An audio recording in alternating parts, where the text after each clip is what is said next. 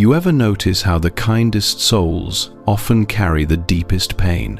They give endlessly, speak softly, do no harm, and yet life seems to test them again and again. I used to look at people like that and wonder, why? If karma is real, shouldn't kindness protect them? But it doesn't, because karma isn't protection, it's reflection. 1. What karma truly is beyond reward and punishment. Karma, in its true sense, is not a celestial system of rewards and punishments. It is the quiet rhythm of life responding to itself, a continuous dialogue between what we think and what we experience. To understand karma is to recognize that nothing in existence stands apart from cause and effect. Every thought, every gesture, every subtle emotion is a thread that contributes to the tapestry of what we later call our life. It's not mystical, it's exquisitely ordinary, the kind of truth that hides in plain sight. The Buddhist view on karma tells us that it begins in the mind long before it takes form in the world. A single moment of irritation, if unobserved, becomes a habit. That habit becomes a pattern, and that pattern begins to tint the way we see others, the way we hear ourselves, the way we interpret reality. Before long, life doesn't just contain anger, it becomes anger. In the same way, a thought of compassion, repeated and remembered, starts to soften how the world feels. The environment hasn't changed, our relationship with it has. This is the law of cause and effect at work, not as superstition, but as lived experience. Think of how the body remembers movement. When you clench your fists all day, tension builds quietly until it becomes part of your posture. The mind does something similar. It holds onto thoughts, beliefs, or grudges, tightening around them until they define its shape. Karma is simply that, the accumulation of postures of the heart and mind. Some are graceful, some are heavy. The moment you become aware of the tension, a space opens, you breathe, and the contraction begins to release. Awareness functions like that breath. It doesn't erase the past, but it gives it air. Karma does not have the morality we often project onto it. It does not say, "You were good, here's a gift," or "You were wrong, here's your pain." Rather, it reflects the energy you've been creating, the quality of your attention, the sincerity of your intention. If you move through the world with fear, life mirrors back situations that test that fear. If you move with generosity, life presents chances to expand it. It's not about fairness, it's about resonance. The world meets you in the tone you carry. Suffering, then, is not a divine punishment. It is information, an invitation to look deeper. Pain arises where we are still asleep, where we still act out of habit instead of awareness. The instant we see our own participation in what unfolds, karma begins to shift. The chain of cause and effect loses its grip because consciousness has stepped in. Awareness is the quiet dissolving agent of all unconscious karma. So, to understand karma is to stop looking outward for judgment or reward and to start listening inward to the subtleties of one's own mind. Life is not keeping score. It is responding, moment to moment, to the vibration we bring to it. When you truly see that, you realize karma has never been about fate. It has always been about reflection, the universe learning itself through you. 2. The layers of karma: cause, condition, and result. In the Buddhist view on karma, nothing happens in isolation. Every joy, every sorrow, every twist of life is a meeting of causes and conditions coming into form. We often look at events and call them luck or tragedy, but beneath each moment lies a subtle architecture, the law of cause and effect, weaving threads we rarely notice until they tighten or loosen around us. A cause is never loud. It begins quietly, as intention, the way we think about something, the small choices we repeat without noticing. Each intention is like a spark. On its own, it may seem harmless, but when it meets the right conditions, memory, emotion, habit, that spark can grow into flame. The cause is what we set in motion. The condition is what gives it life. The result is simply the reflection of both. ripened in time. Think of how sound moves through space. You strike a single note, and even after the instrument goes still, the vibration lingers in the air before fading. That lingering tone is karma, a continuation of what has already been played. Some sounds echo longer than others, not because the universe prefers one over another, but because the conditions of the room, the openness, the walls, the air allow it. Our mind works the same way. Some thoughts fade quickly, others echo for years, filling the chambers of our lives until we decide to stop striking the same note. The layers of karma, cause, condition, and result aren't separate stages, but living processes that interpenetrate one another. A painful experience might seem to appear suddenly, yet its roots were planted long ago through attitudes, choices, or emotional tendencies we carried unconsciously. The condition may be a word someone says, a disappointment, a loss, and that condition touches the old seed, awakening it into feeling. What arises is not punishment, but fruition. Once that energy surfaces, it has a chance to be seen, understood, and released. This is why the Buddhist teachings on karma call awareness the beginning of freedom. You can't change the seeds already in the ground, but you can stop watering the ones that cause suffering. You can notice the thought before it becomes a belief, the irritation before it becomes anger, the craving before it becomes grasping. Each moment of mindfulness interrupts the chain. It's like turning toward a sound and choosing silence instead of striking the string again. Gradually, the echoes fade. In this light, karma and suffering lose their sense of cruelty. The universe isn't punishing you. It's responding to the energy you contribute. When we understand this, we stop taking life personally, not because we grow indifferent, but because we see clearly that life is not happening to us. It's happening with us. Every encounter, pleasant or painful, is a mirror showing the state of our own consciousness. Freedom, then, isn't about escaping the cycle of cause and effect. It's about becoming conscious within it. When you act with clarity, speak with sincerity, and think with compassion, you shift the tone of your inner world, and slowly, the outer one follows. Karma isn't fate written in stone. It's the ongoing story written in the ink of your attention. The more aware you become of what you're writing, the more gentle the story becomes. 3. The depth of karma: past, present, and intention. In the Buddhist view on karma, time doesn't flow in straight lines. It folds back on itself, quietly carrying the impressions of what once was, blending them into what is now. Karma moves through this current like a pulse, sometimes strong, sometimes faint, but always present. It is not something that happened long ago and is now gone.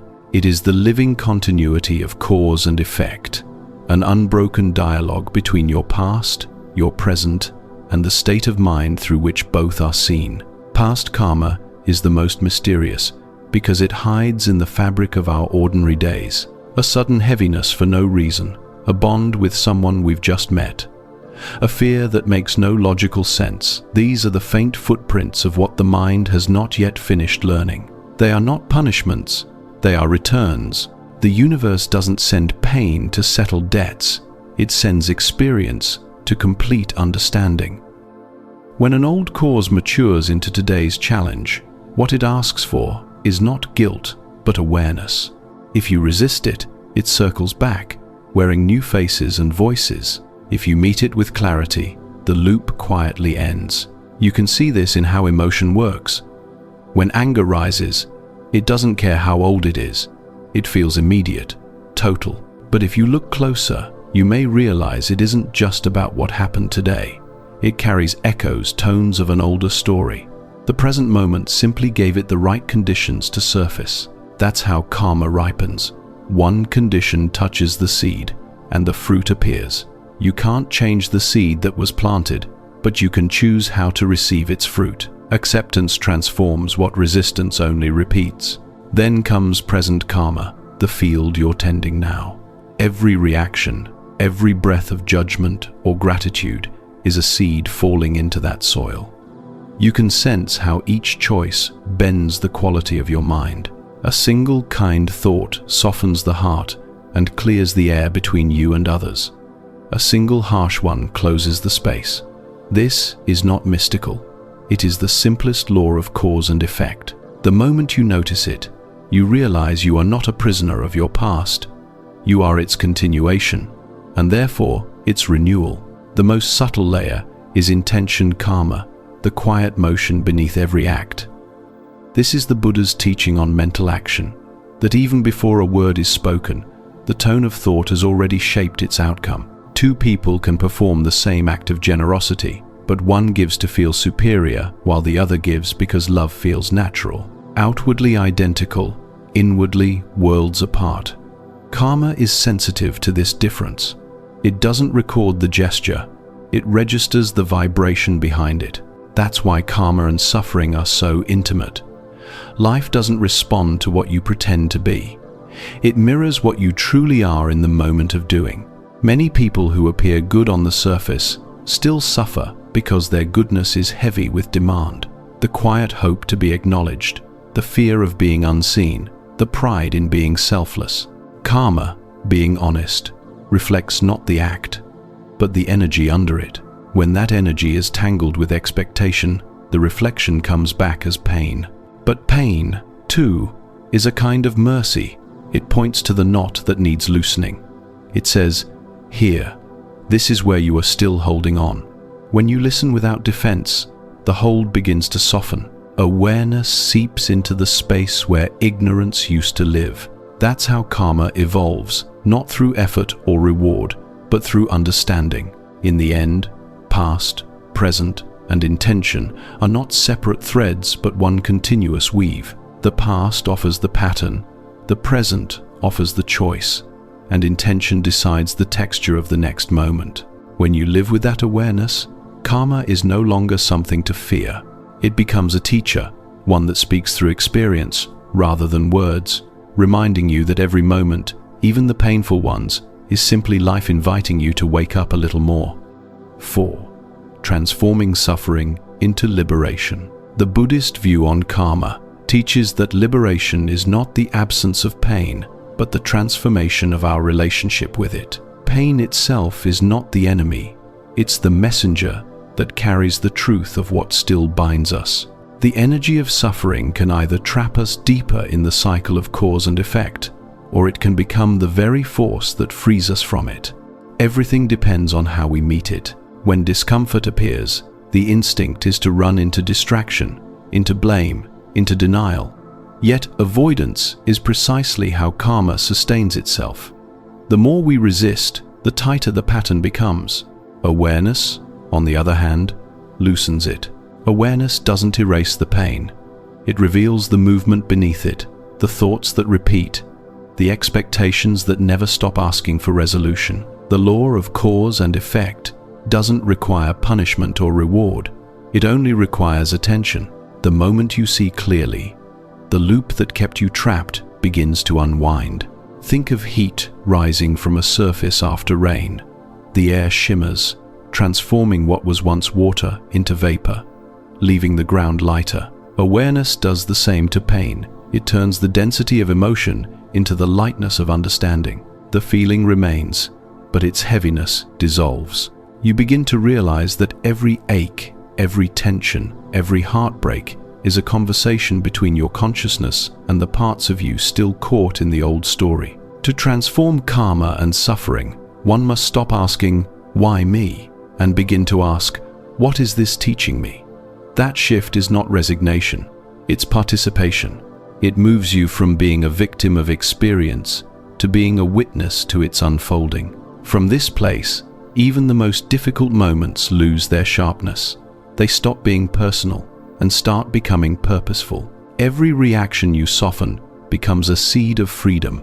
The mind may want to argue, defend, or prove itself right, but each time you choose awareness instead of reaction, you interrupt the momentum of old causes. That interruption is what Buddhists call the beginning of liberation. You haven't changed the past, but you've changed its future impact. The chain of karma breaks exactly where consciousness enters. The Buddhist teachings on suffering remind us that compassion is the highest form of understanding. When you realize that those who hurt you are also caught in their own patterns, judgment fades naturally. Compassion doesn't mean agreeing with harm. It means no longer carrying the poison it left behind. You see clearly that everyone, in some way, is laboring under the weight of their own unfinished karma. With that realization, you stop adding to your own. This process is quiet but revolutionary. One moment of genuine awareness has the power to dissolve years of unconscious reaction. A single breath, fully felt, can interrupt generations of inherited pain. Liberation is not an escape from the world. It is the capacity to remain within it without being bound by it. When the mind rests in awareness, suffering no longer defines you, it passes through you, like wind through open space. Transformation happens the way dawn happens, not abruptly, but through the steady fading of darkness. Pain turns into understanding. Understanding becomes compassion.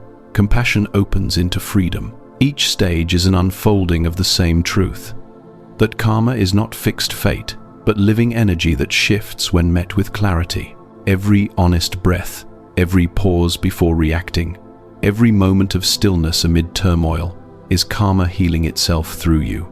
And when awareness becomes your natural state, even pain becomes sacred because it no longer imprisons you. It sets you free. Maybe that's why good people suffer, because their hearts are open enough to learn what others are still hiding from, because their souls are strong enough to turn pain into wisdom. Karma doesn't make life fair, it makes it meaningful. And once you see that, your suffering becomes sacred, not something to escape, but something that slowly, quietly teaches you how to love without condition, how to give without losing yourself, and how to live without fear. When you reach that understanding, you no longer ask, "Why do good people suffer?" You simply smile and whisper, "This, too, is love learning to grow." If this touched something in you, share it below, not as debate, but as connection, because someone out there is holding the same pain, and maybe your words will help them see their karma differently. This is infinite Buddhist teachings, where we don't escape life. We wake up inside it,